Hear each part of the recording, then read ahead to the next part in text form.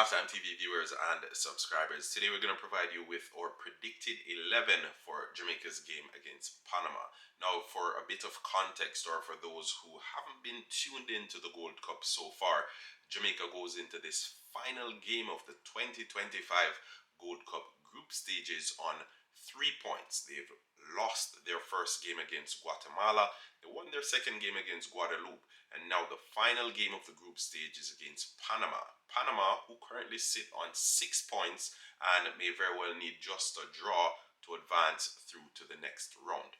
As for Jamaica, if they draw, it's dependent on the results in the Guatemala-Guadeloupe game.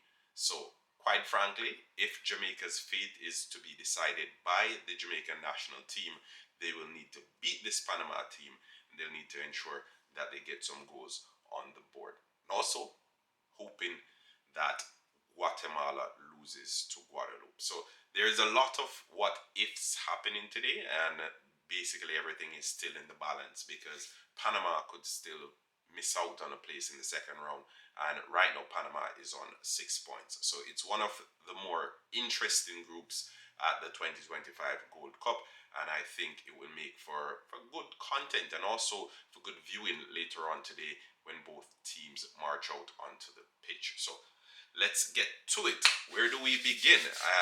The last couple of games, Jamaica has been kind of indecisive. We've seen some changes. We've seen the coach tinker a bit with it, and it has led to some of the fans and some of the YouTubers as well calling for the coach to be sacked. They've gone as far as to say the coach doesn't know what he's doing.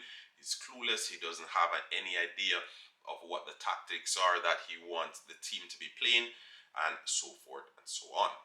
Today on Halftime TV, we're going to share what our predicted 11 is, and we're also going to maybe drop another prediction. If you haven't seen our prediction video, you can check it out. It was just before this one, and I thought I'd mention this.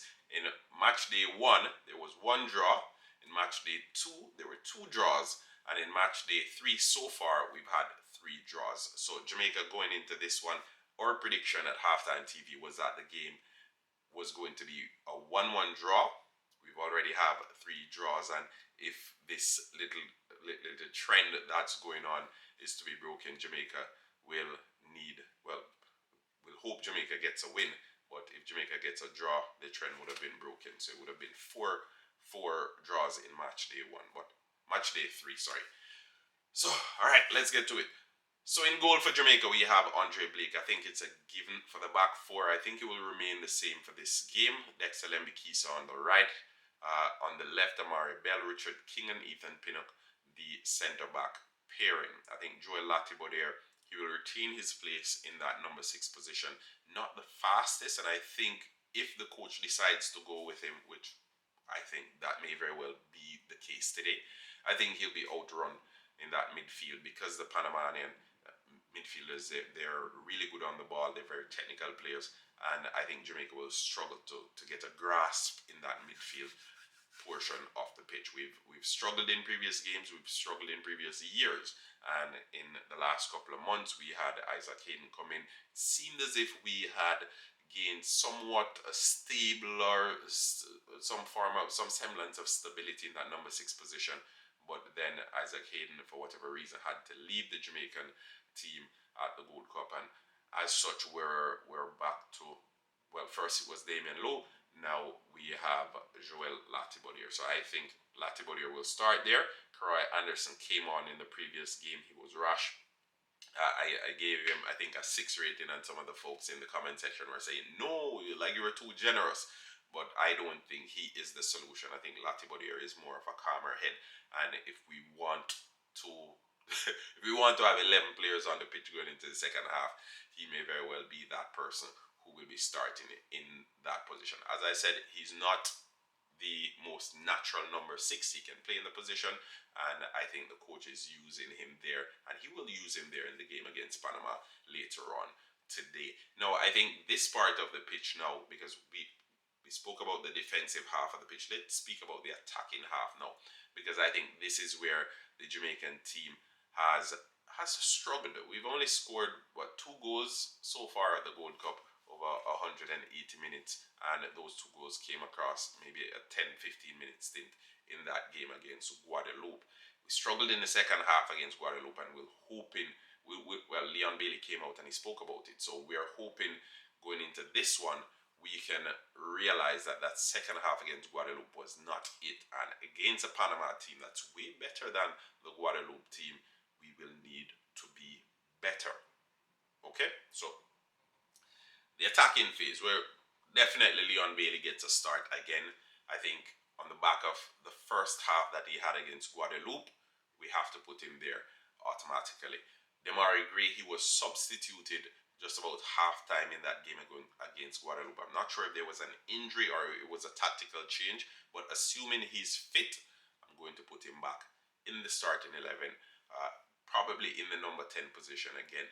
Put him in slightly in a little bit further, because I found when we were calling for Cephas to come in and play out on the flank to give the team a little bit more width and a little bit more energy down that left hand side, I found that Demar Gray coming inside, he didn't use up too much energy and he had good control, but when he went out back on the wing, I didn't really get much from him off the ball, and that's where my concern is, because Panama has really good wingers, and if we're going to be in this game going into the second half, we're going to need our wingers to be helping out those wing backs. So Amari Bell and Dexter Lembikisa, they're going to need help from those wing attacking wing players, and I don't see Demari Gray going back too often to help out the left back for Jamaica, which is Amari Bell. So I think Demari Gray should be played in slightly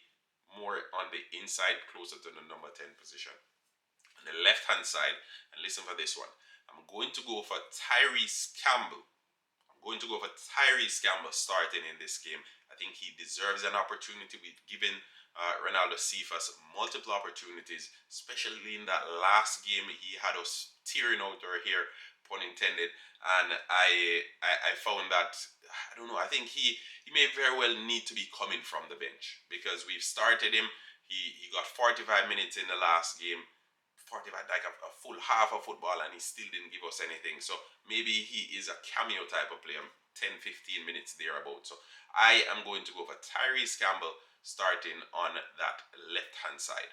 Tyrese Campbell on the left hand side, and I think we will get a better game with Tyrese Campbell on the left hand side. Oh, and with Joel Latibodier, remember, I think I missed out John Russell, but it's a given. John Russell's probably one of the first names on the team sheet. So John Russell and Joel Latibodier.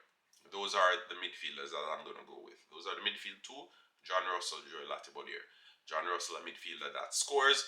He gives you that physical presence, and I can't speak highly enough of him. He's come in and he's had an instant impact on the Jamaican national team. So that in and of itself is a commendable feat. And we've chipped and we've chopped and we've twisted and turned, and we've done so much with the midfield. And he is one of the few midfielders who have hit the ground running in the Jamaican national team. So John Russell, again, starts next to Joel Latibodier. Now, back to the left-hand side, as I mentioned, Tyrese Campbell, I think he should definitely be given an opportunity in this one. Had a good season with Charlton Athletic.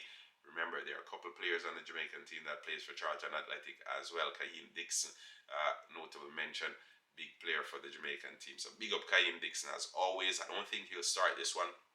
But in the forward line, and this may be interesting because I realized that Coach McLaren, he was at the press conference with Mikel Antonio, and usually when coaches bring players out for their press conferences, those players end up starting. I'm not sure if Mikel Antonio will start this game. I don't think he has enough in the legs to be going 60 or 70 minutes. He came on the last game as well, gave a little bit of energy to the team, but you can see that he is 35 years old. You can see it.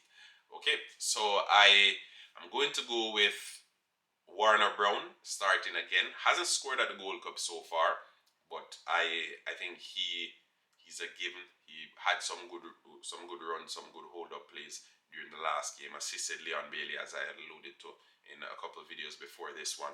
So again, some of the times the strikers probably don't need to score because they offer opportunities for the other players, the wing players, to get on the score sheet. But in this game, I think definitely Warner Brown needs to score. I think the Jamaican wingers, they will come good, but Warner Brown, I'd really love if he got on the score sheet. He had a couple good games before the Gold Cup started, and so far in the Gold Cup, it hasn't been his greatest stint. We have 2 games, 1 assist, and going into this one in a must-win game, you need your strikers to come up big. Whew. Alright, so let's go over it again. In goal, Andre Blake, which is a given. Dexter Lembikisa, right back. Richard King and Ethan Pinnock, the centre back pairing. I think we need some stability in that in those centre half positions, because defenses are built on relationships, and if there is order, and I'll say order because order comes over time where they're constantly playing together, they know each other's routine, etc., then we will have a strong defense. Individually, both good players, but as a team or as a centre back pairing, I think there are too many mistakes there, and in a tournament like the Gold Cup, that may very well be costly for us later on in the game against Panama. On the left hand side, I have Amari Bell. In midfield, Joel Latibo there, and the midfielder that can't stop scoring in John Russell, as we spoke about. In the attacking phase of the game now, we have Tyrese Tupac Shakur Campbell. I think he should be given an opportunity, and Coach Steve McLaren, I expect you to do the right thing and send the youngster out there. We've tried with Cephas, hasn't worked out. Give Tyrese Campbell an opportunity. I think Demari Gray in that number 10 position, and on the right hand side, Leon Bailey. Hopefully, he can build on that first half that he had against Guadeloupe. And in the number 9 position, I'm going to go with Warner Brown. Expect Mikel Antonio to come on at some point in the game. I also expect Kaim Dixon to come on at some point in the game, and Casey Palmer as well, to be given an opportunity to run out in this game. But that's my predicted starting 11. Let's hear what you, the Halftime TV viewers and subscribers, have to say. Who do you expect to start this one? Who do you want to relegate to the bench that has started in previous games? Let's hear that and more beneath. Again, match day 1, there was 1 draw. Match day 2, there were 2 draws. Match day 3, so far, there are 3 draws.